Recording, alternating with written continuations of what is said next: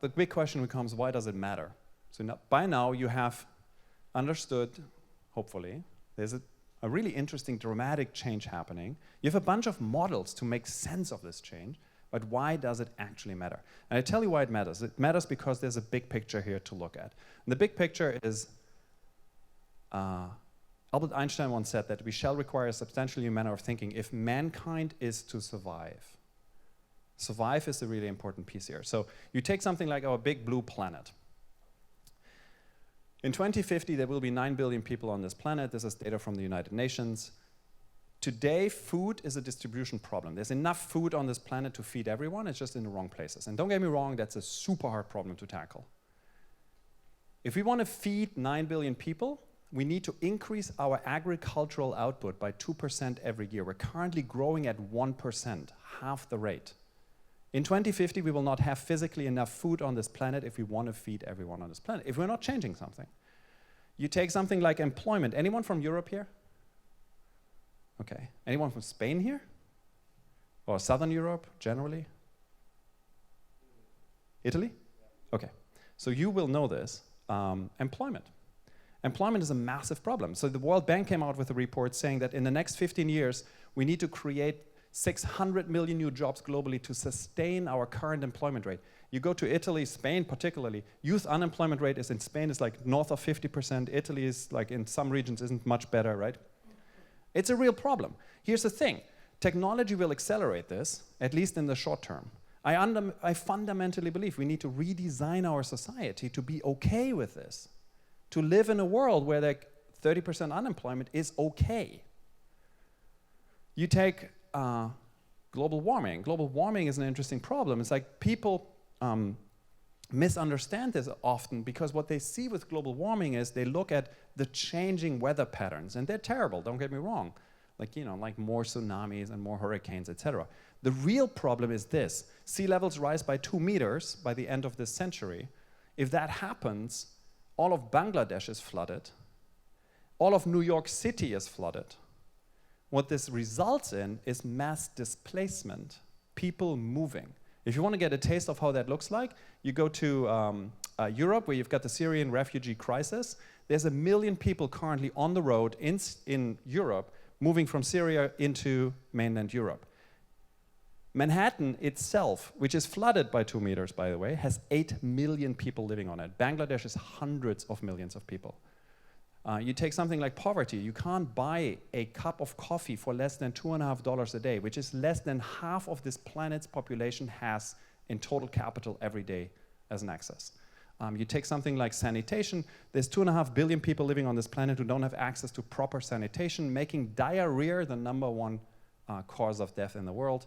You take water, 800 million people don't have access to clean drinking water. Lastly, you take malnutrition. A child dies every 6 seconds because it doesn't have enough food, while we have an obesity crisis. This is all absolutely unacceptable to me.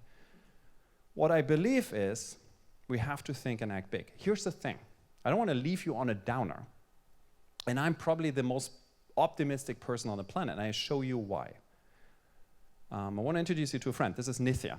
Nithya is a founder of a company called Nextleaf. What they're tackling is a really interesting problem. They're tackling a vaccination problem. 20 to 30% of vaccines in the developing countries are spoiling because of a break in the cold chain. So they get too warm or too cold. So the vaccines spoil. In the best cases, the vaccines have little markers on the vials, and you actually see it. In the good cases, you administer a vaccine which is ineffective. In the worst cases, you make a child sick. This affects millions and millions of people. So what Nithya decided to do is, she built a little device called Cold Trace.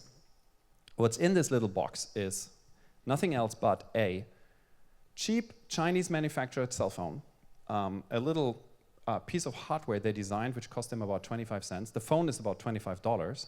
And then there's a temperature sensor. What you do is you put it into this little box. The box attaches to the fridge and travels with the fridge.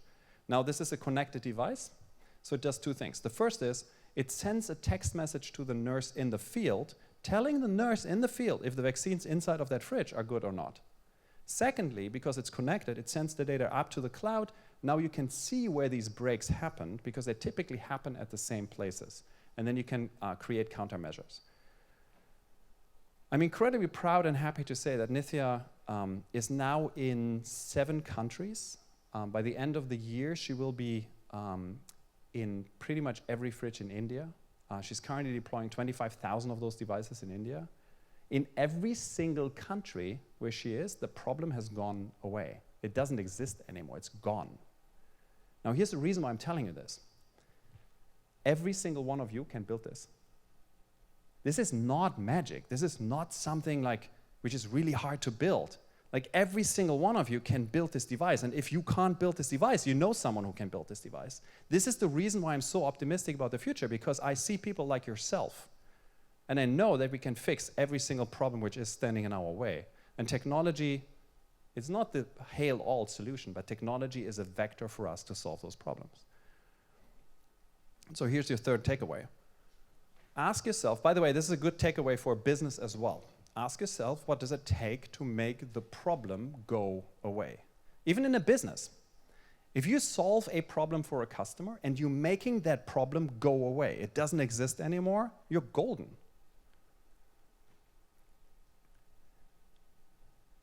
I have the great privilege to work with the US Navy SEALs, which is, I'm a pacifist, so I'm really not into like the war thing, but the Navy SEALs is the most badass military unit probably in the world, but surely the US has. On the first page of the Navy SEALs training manual, you'll find this formula. And the formula is very simple.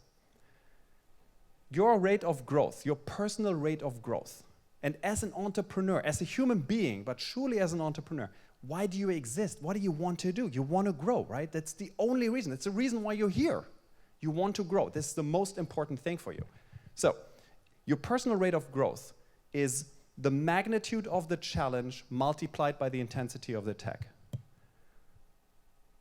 Personal rate of growth is the magnitude of the challenge times the intensity of your attack.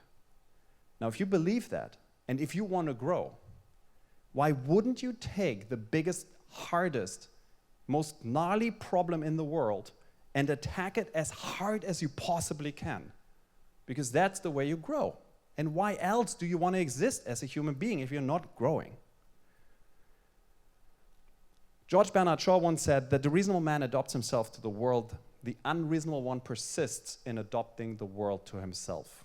Therefore, all progress depends on the unreasonable man and woman.